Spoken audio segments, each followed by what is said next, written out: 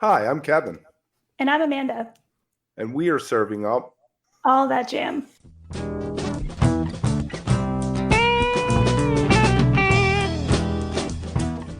A lighthearted look at the weekend jam bands.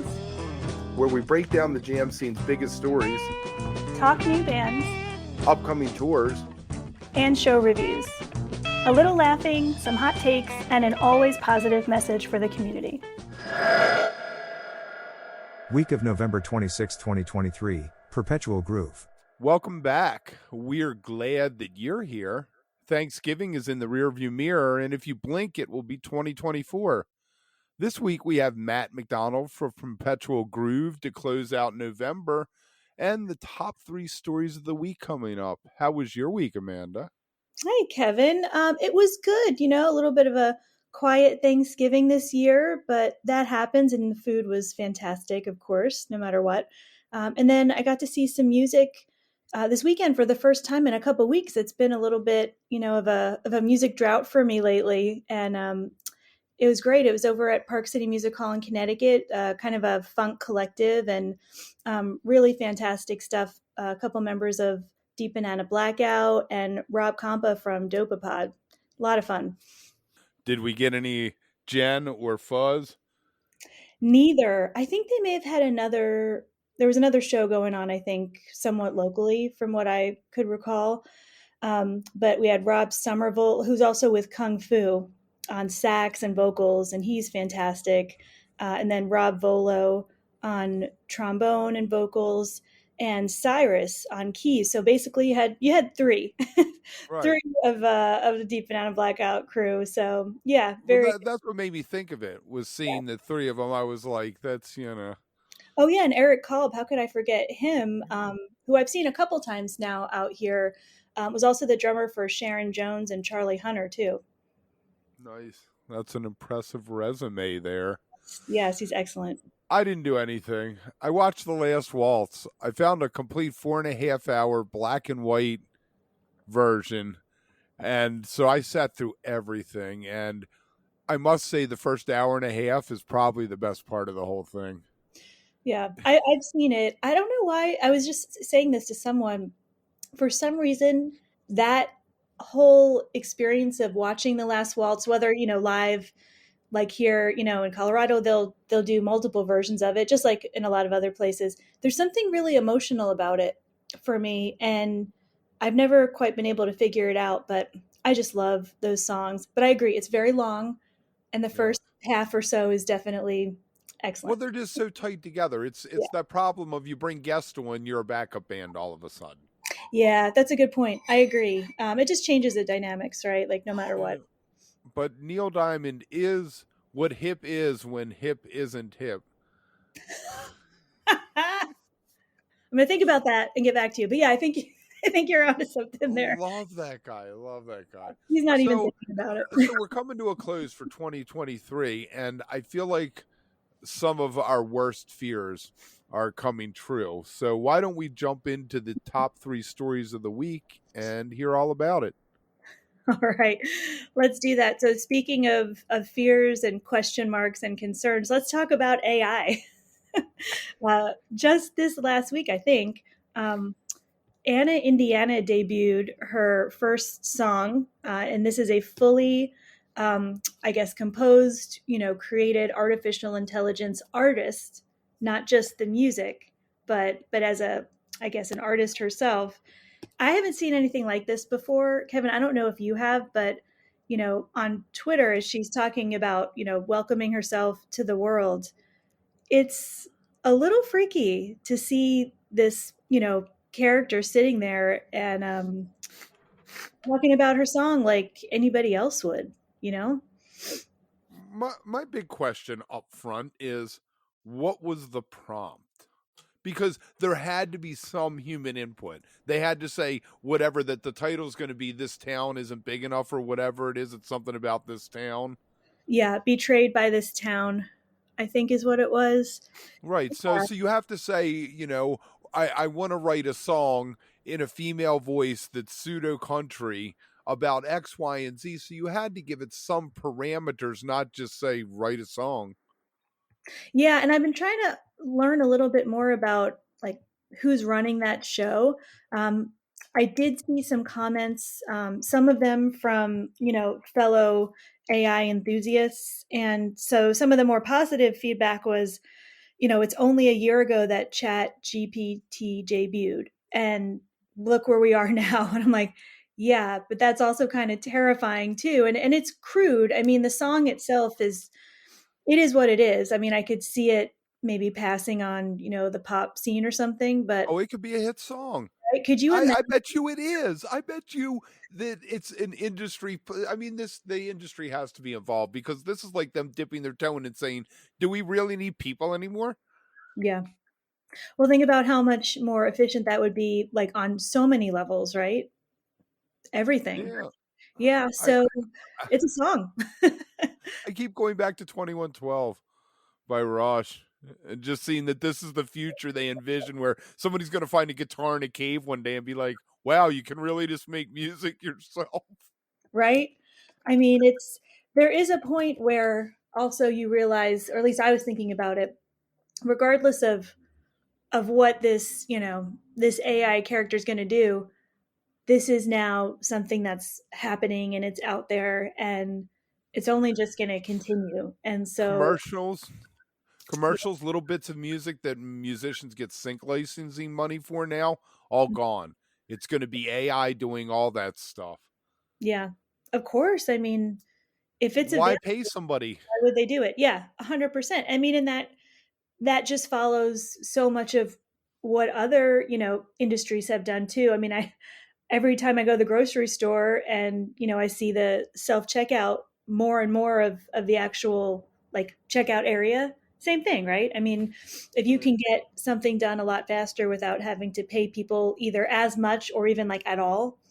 But is it faster? Every time I have to wait for someone to come Oh, over. I stand in line. I'm yeah. like, if I'm giving you $150 for a couple steaks, I'm gonna wait in line and have a human interaction out of this. So I sometimes will go. Well, I'll go to both, just depending on how much I have. But I have to say, Target, Walmart, it's kind of laissez-faire at their self checkout. Pretty much anything goes. I've never really had an issue. At my local grocery store, you look at it the wrong way, and it's like help is on the way, and I'm like, no, no, I'm good. And then the other thing they did, which I'm sorry to go on a rant about this, but it is now impossible to mute the voice that comes out of the self checkout at the grocery store, because that used to be the first thing I would do is just mute her, and now you can't do it. Yeah, Come on. So it's just always fun out there. You never know what's going to happen next. exactly. Yeah, so that's our first story. I mean, this literally is just a couple days old, that AI song and the release of it. So I know there will be a lot more to come, around that, and I'm sure lots of other stuff too. So we'll leave that, I think, for now. I'm sure we'll be coming back to it. Um, Wanted to move on to something maybe a little more historical. I guess maybe it's been long enough. I saw that a pair of Kurt Cobain's jeans sold for over $412,000 at an auction recently. And I just love when I come across these, because perceived value versus Mhm. actual value is something that fascinates me. Late stage capitalism. So Right. let me tell you what I thought I when I would. read this. You and I are gonna make a movie. So the premise of the movie is somebody buys the genes to extract Kurt Cobain's DNA and then clone him. They're like, there's got to be like one blonde hair on these jeans somewhere. Some Because stain. I'm One of like, those stains has something. well, I mean, it's nuts, right? Because the original estimate for that specific pair of Levi's was between $10,000 and $20,000. So, I mean, astronomical, right, in terms of what it actually went for. And I guess it was part of a much larger auction called Played, Worn, and Torn, rock and roll iconic Mm. guitars and memorabilia. So there were a lot of Does it items. does it say who bought it? Yeah, so I was really curious about that. So here's a little Jim bit of Irsay. yeah, I know, right? So the jeans, obviously one of the more surprising sales in the auction, which also featured um, a fragment of the fuselage recovered from Leonard Skinner's plane crash, a, Wow. a pistol owned by That's creepy. right? I know. I had to read it a couple times. A brick from the Cavern Club in Liverpool, where the Beatles got their start. First place. So that was like went for 2,000, a little under $2,000. That fuselage piece was about 1,000. A ring worn by Janis Joplin at the '67 Monterey Pop Festival went for almost 80,000. So that was kind of another big thing. But the jeans themselves, I was just curious what the history was and why those. So they were given to him by Babes in Toyland drummer Laurie Barbero. They were definitely well worn. And I think he wore them in a music video for one of their more popular songs at, various concerts too. So, that's just one of those things that like kind of blows your mind, but does not say who bought them. But the biggest surprise of all, at least for me, when I think about iconic items, that Argyle cardigan, like Oh yeah, it's yeah. such a definitive piece of clothing that I would associate with Kurt Cobain more than jeans, went for 13,000. The Mr. Rogers one, yeah. So what clothes? Let's talk about clothes from famous people. One day, not long after I separated from my ex-wife, I decided I was going to go to Graceland. And I drove 16 hours straight through to Graceland. Slept in the parking lot, took the tour, got in my car, went to Cracker Barrel and came home. But they have all his clothes.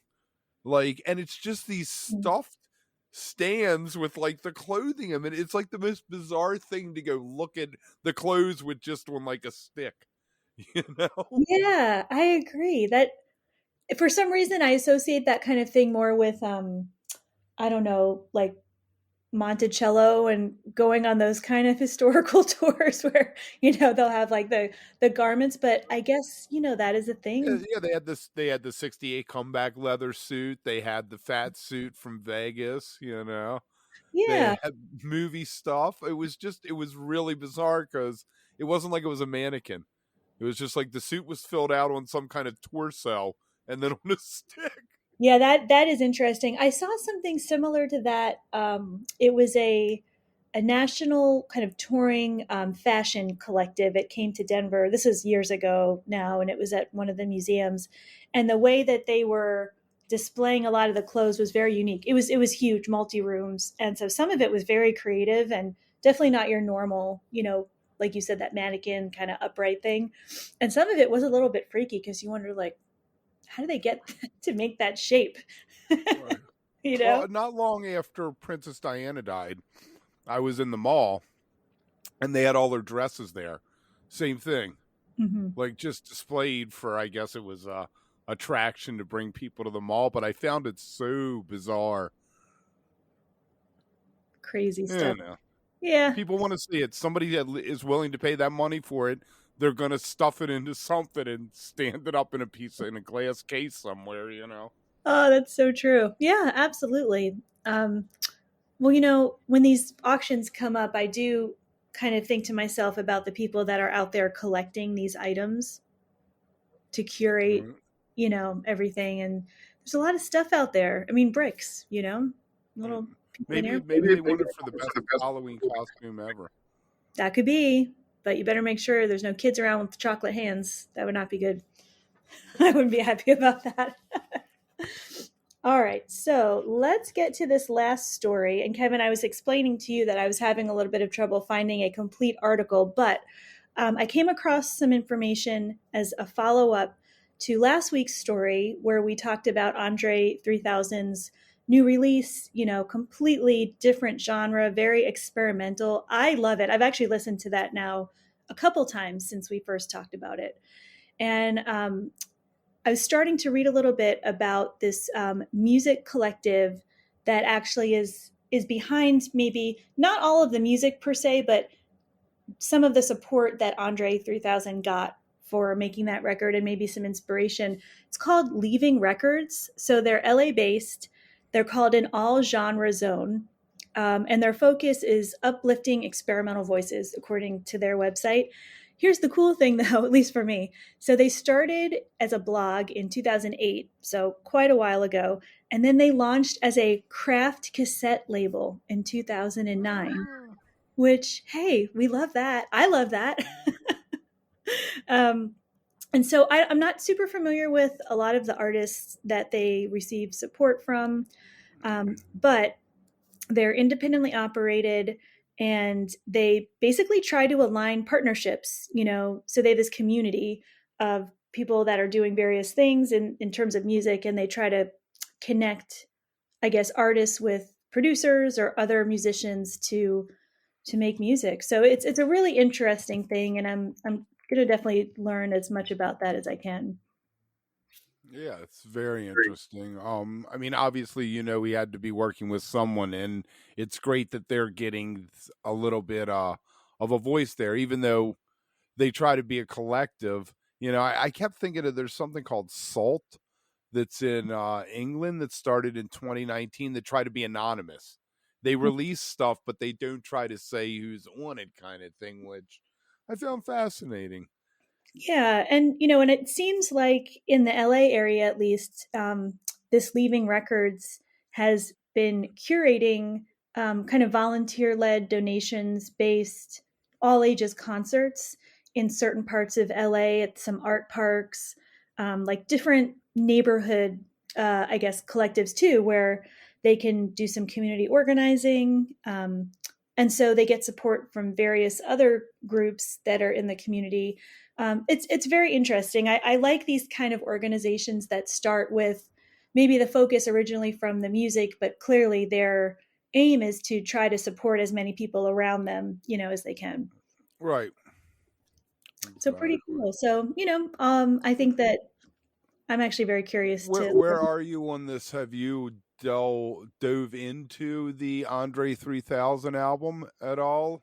Yeah, I've listened to it like two or three times. So Not so your thumbs up.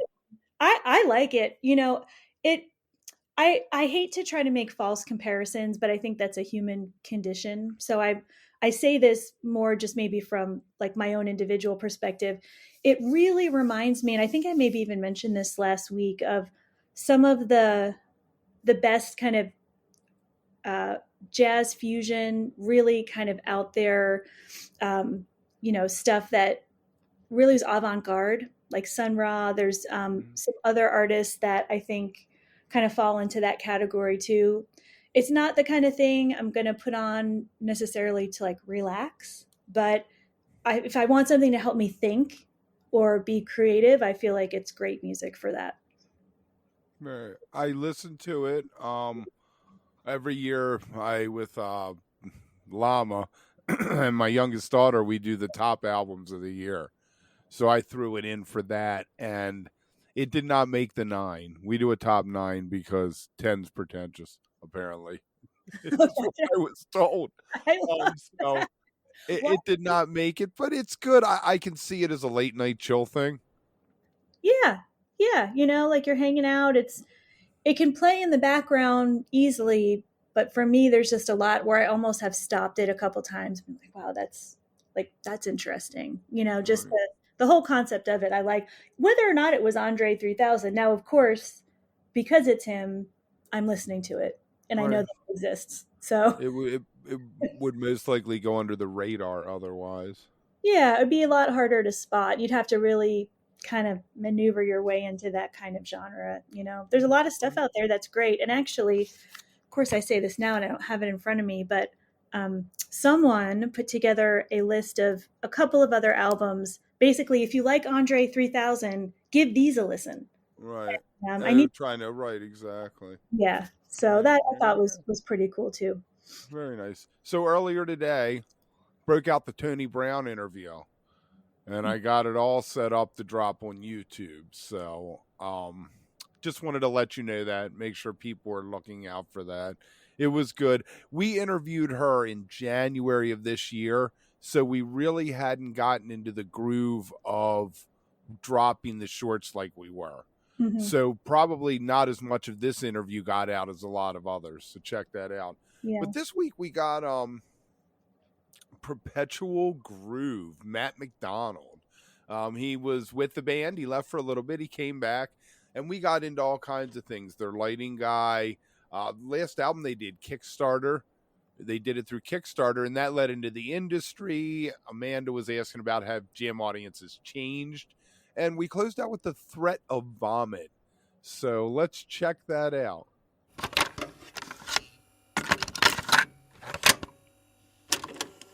Can we talk about Jason Huffer a little bit? Oh, always. I tweeted yesterday about when did the stagehands become celebrities, talking about CK5 and Goose's guy. You guys have worked with Jason Huffer for most of the time that the band existed? Yeah, Jason was a student at SCAD as well. And Jason at that time was the kind of guy that would read, instruction manuals for fun.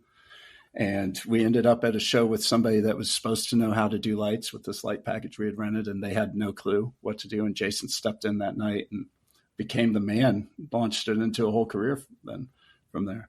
So yeah, Jason's still one of my closest friends. I was just texting with him last week. He was here in Athens for a number of years, but he's in a different part of Georgia now. So can we talk about the self-titled album from 2017 with the Kickstarter thing and how that was? That's fascinated me that you guys approached it that way. Yeah, it worked out great. Fortunately, it got funded, so it all worked out. It then took us a year and a half to actually record the album, which is okay. Like I said, we were approaching things a little bit differently, and it was a heavy album to make. Fortunately, the fan base came through on the Kickstarter like they always do. We're very fortunate and thankful and, grateful to have the fan base that's stuck with us through all these, different iterations and breaks in the band and whatnot. We were talking about the studio, and there isn't really money in it. There isn't, I guess it's the playing live, or maybe getting a sync license of some kind. Sure. Yeah. Where do you see the industry going? Do you think that it's going to get better for the artist? I'm optimistic that there are some things that the industry is self-correcting right now, and that's going to take time. We've been through a really transformational period, first of all, with the internet becoming what it was, starting way back at Napster and everything like that.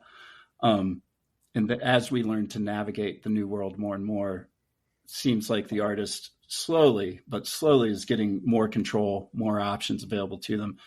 Even if it's not the profit margins that you saw in the 80s and 90s on albums, I don't know that that's over. But I think, like you said, sync is an important part. But I think we're a good 2 decades in as far as touring being the bread and butter for any live musician. Even the big ones, to go make the real money, they do it on the road still. So I'd love to know your thoughts just over time. And I know Kevin for sure, and myself, I've definitely been seeing a ton of jam bands live music since the 90s. Mm-hmm. And sometimes when I'm at a show these days, I think to myself, I wonder if from your perspective, do you feel like audiences want the same thing from a jam band now as they did back in the 90s? Like, are they as hungry for extended stuff, kind of really like cultivated performances, or maybe it's the same, like from your perspective? I think they're always hungry for, a band going off the cliff. We call it's part of the 5 T's that we bring to it. And it's taste, touch, talent, tone, and threat of vomit, which is, that going off the cliff. We've been embracing it a lot more with Darren, as far as the bands and scene as a whole. It's such a wider net now than I remember it being back then. It was like, oh, you like Fish, you like the Dead, then you start to have these other bands kind of creep in, with the Disco Biscuits and Humphreys, and then, Yonder Mountain, things like that. And you started to have all these different styles, where all of a sudden these bands were doing festivals, which I don't really, outside of Horde Festival, I don't really remember too many jam band festivals from the 90s and stuff like that. So I think Bonnaroo obviously helped catapult the scene into being a little more accepting to a wider net once again. But I think the audience still wants, after a Fish show or any of these other bands, what do you hear about? You hear about the 37-minute tweezer or something like that. I think people are still there for the ride. which is the most important part, to make sure that, yeah, I've seen this song 15 times before, but I never saw it like this. We talked a little bit about the studio. Over COVID, the music that you wrote hadn't been road tested, correct? That's correct. Yeah. Right. So do you normally road test stuff before you go in and record it? On our first 3 albums, it was like how we did it. We road test and then go record what we knew was some of the hottest songs as far as the way the audience would react, which is, there's nothing wrong with doing it that way. Since the 2019 album, we've been pretty intentionally not playing anything until the music has been released and not road testing as much. And how does that affect how you approach the music? Focusing on the song, it goes back to that. It's been a real practice that we've tried to put in place and like tried to, you hear people talk all the time about getting the ego out of the way and everything like that. When you're in a group setting, I think for us, it's a little easier to just let the song naturally kind of guide you as to what's next and not worry about your part getting in there or not. So I think when we finally go play it live on the road, it hasn't necessarily gotten its legs yet, which is good because we're starting from kind of the starting point again with a song that's fortunately complete as far as composition goes. Whereas in the past, we might still be figuring out composition in front of a crowd or at sound check or whatever the case may be. So it's cool to have the roadmap there and let the parts that are meant to maybe, give you the threat of vomit, occur more naturally and organically. Awesome, Kevin. And, this conversation was really fun for me just because Perpetual Groove's been a name in the scene for so long. And I really loved being able to dig in, just like you were mentioning. Now, I know we have more, but before we get to the second part of the interview for this week, wanted to remind everyone that we are on social media at All That Jam Pod on all the major platforms, allthatjampod.com. Of course, Kevin, you mentioned that we continue to put full interviews up on YouTube. So definitely make sure that you check those out. I've been going back to some of them to listen because, after a little while, you kind of forget some of the details and the nuances. So they're really fun to go back and check out again. And then, of course, all the different notes that you're posting with each episode. And I guess thinking of that, do you want to tell us what we've got coming up this week? Yeah. Tomorrow we're going to have Vinny from Mo about Nate Wilson's first year with the band. Wednesday we got Way Down North on their new LP. Thursday is going to be Ryan Jailbird about Jalbatross and their origin story. Friday, Isaac Hayden on Studio versus Live. Saturday, Balthus on their origin story and touring America. They're out of Bogota, Colombia. Psychedelic Trio, great stuff. And then on Saturday or Sunday, we're going to have Russ Lawton talking about Tony. I had to go there and ask about it, and it's just so beautiful. Yeah, you really, if nothing else, listen to that one. That one's knocks it out of the park. Yeah, I completely agree with you, and I feel that Russ was not only really giving in his answer, but I don't think he shied away from really going there, and being really honest and authentic. It was very, very touching and real the way that Russ explained that. So definitely something to watch out for. Yeah. All right. So a little more, we're going to have more Threat of Vomit coming up. And then we went back on another tangent about the Athens scene and the Georgia Theater, which I did not know this happened. You'll hear what he says about it, which is really great advertising. End of the day, and a couple other things, and that makes me think of a quote. And I know, Kevin, you and I have talked about this a couple times. I want to say it was Bob Weir, maybe, who had in an article somewhat recently had talked about his long time physical reaction to going on stage right before the music starts. Yeah. And I think he kind of likened it to kind of being in an elevator that's about to drop, or, just kind of this physical sensation. Mm-hmm. And for him, that would kind of stop the moment that the music started. But that threat of vomit, to me, it almost feels like a similar thing. It's it's nerves, it's anxiousness. Yeah. Just this last weekend in Denver, both nights right before we hit, I had the butterflies and everything like that, which is good. I'm glad I still get that, 20 years totally. in.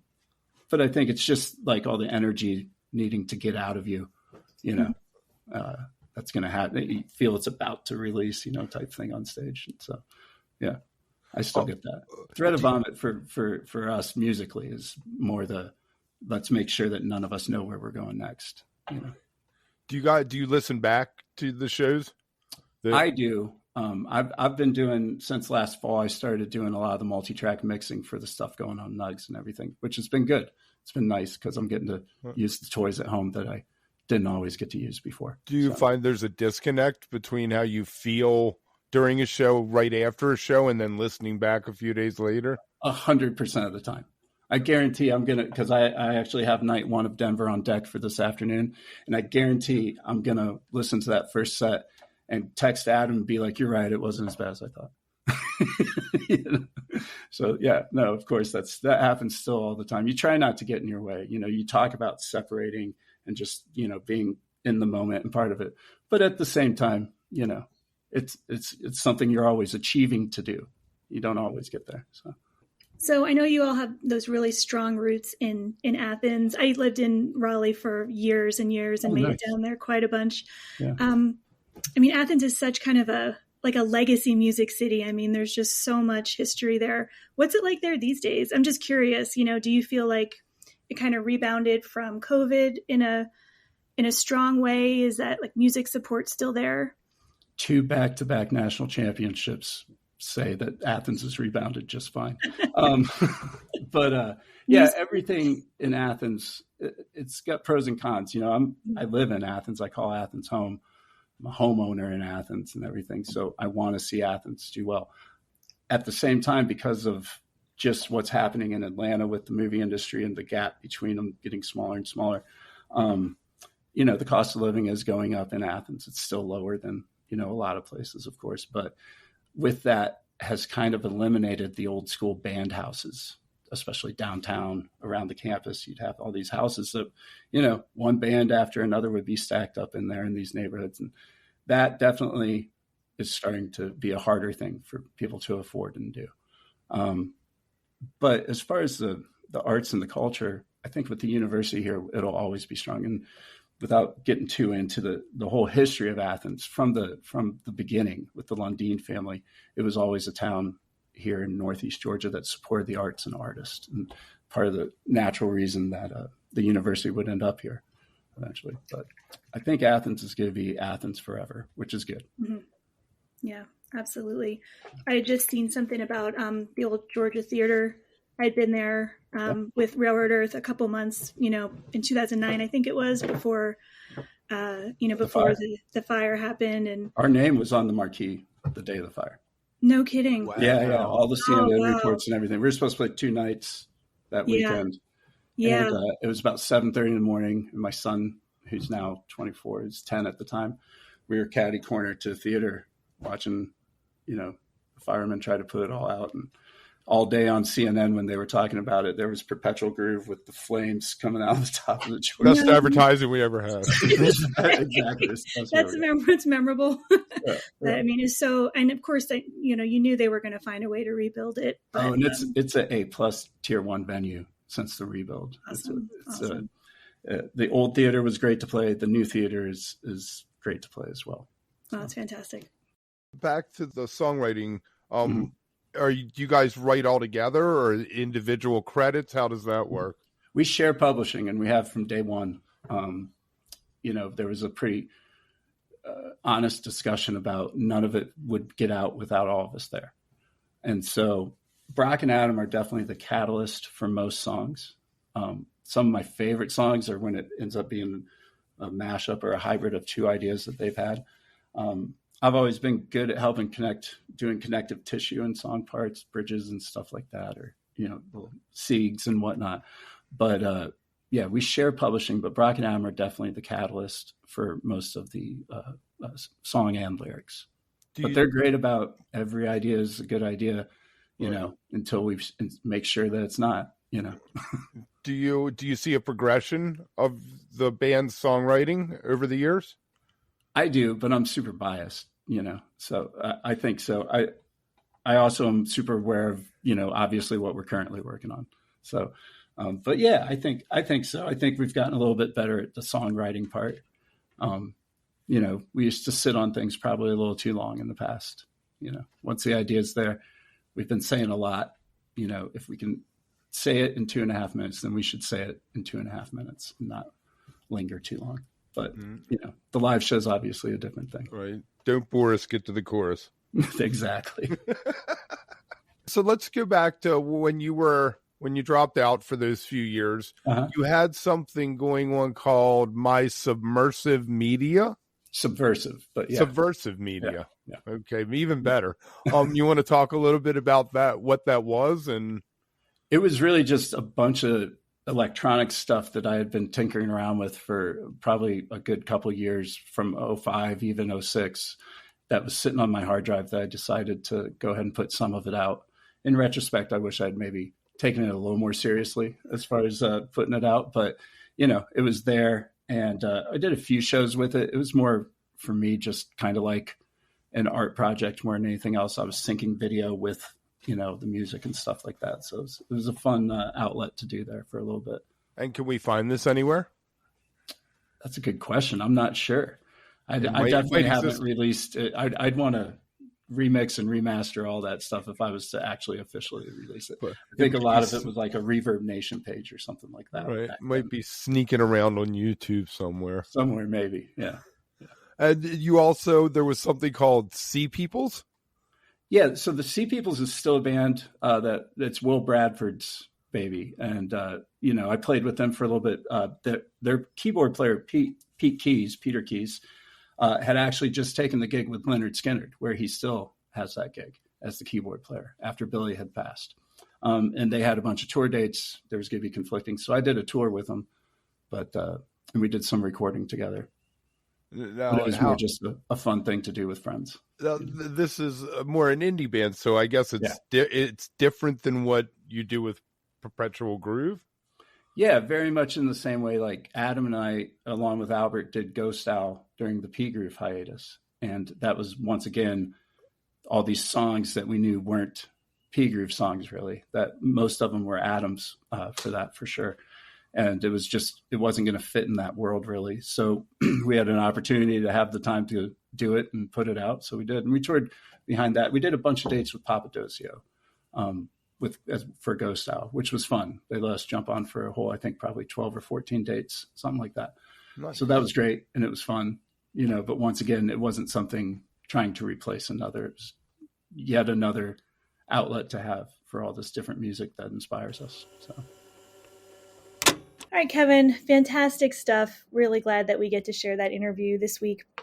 Wanted to just mention that starting this week, there are going to be some individual posts coming out to highlight the 10 small businesses that we were able to feature for the holiday shopping guide. And of course, there are so many more.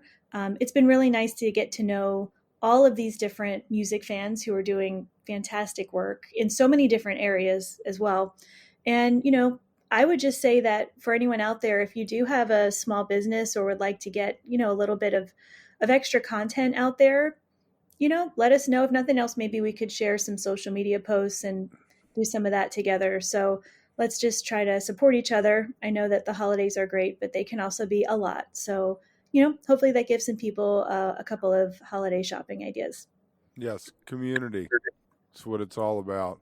I've always found Fish Cities as one of the most Grateful Dead things that they ever did, even though it's a Talking Heads song covered by Fish, in as much as you walk away and you can apply it to the larger thing of, in the age of social media, it should be a lot easier because, I know you put in a lot of work doing that, building the episode that we put out Saturday, which you can find if you just go to our page or wherever you get your podcasts. But it's just the simple thing of saying, okay, I'm not going to go to Walmart. I'm going to check this out. I'm going to find somebody, the backpacking around New York thing.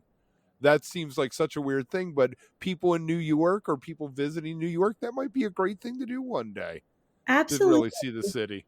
Yeah. And to see the city with someone who has a huge connection to you, just in terms of community, like for us, right? And I do have to give Erin a shout out, and I'm going to be posting this. So I flew into JFK Airport on Saturday and did all the mass transportation stuff, which I actually really love that. So air train to the subway into Tribeca, Metro North. I kind of hit all of them basically. And thanks to Erin, before I even took off to, come out here, I was able to get some really good insight from her on the fact that you don't need a Metro card anymore. Who knew? It's a brand new thing. And so she saved me a ton of time and effort that I Right. didn't spend. So that's just what it's all about, right? And I have to say that everyone I talked to, and even those people who just responded, maybe that didn't have a business but saw a post, everybody said the same thing.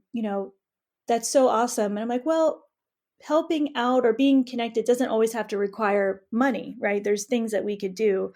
And so maybe this doesn't even need to be a holiday thing only. Maybe it's something we could do like quarterly. Right. A retweet is gold sometimes. Yeah, and it does make a difference. I know how I feel, when I see Yep. that. So it is. It's a big thing. Anything to help even just slice through the algorithm a little bit can really not only make a difference in that way, but also just make somebody feel like they're not doing this alone. Yep. And with that, I will see you in December. Stay beautiful, but don't stay underground too long. I'll see you soon, Amanda. All right, level 12 of 2023. Let's do it.